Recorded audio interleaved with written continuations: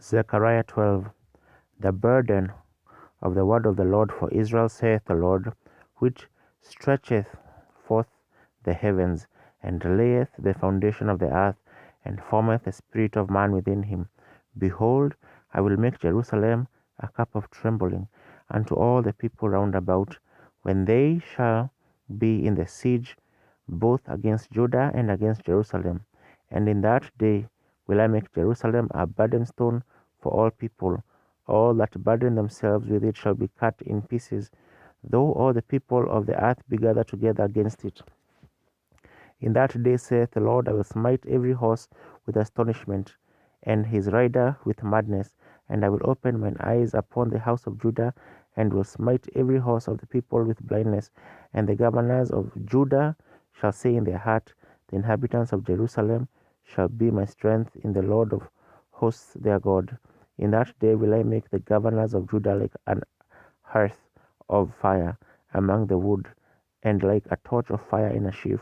And they shall devour all the people round about on the right hand and on the left. And Jerusalem shall be inhabited again in her own place, even in Jerusalem. The Lord also shall save the tents of Judah first, that the glory of the house of David and the glory of the inhabitants of Jerusalem do not magnify themselves against Judah. In that day shall the Lord defend the inhabitants of Jerusalem, and he that is feeble among them at that day shall be as David, and the house of David shall be as God, as the angel of the Lord before them.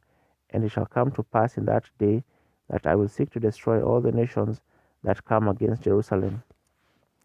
And I will pour upon the house of David and upon the inhabitants of Jerusalem the spirit of grace and of supplications, and they shall look upon me whom they have pierced, and they shall mourn for him as one mourneth for his only son, and they shall be in bitterness for him as one that is in bitterness for his firstborn. In that day shall there be a great mourning in Jerusalem, as the mourning of Hadadri mourn in the valley of Megiddon. And the land shall mourn, every family apart, the family of the house of David apart, and their wives apart, and the family of the house of Nathan apart, and their wives apart, the family of the house of Levi apart, and their wives apart, the family of Shimei apart, and their wives apart, all the families that remain, every family apart, and their wives apart.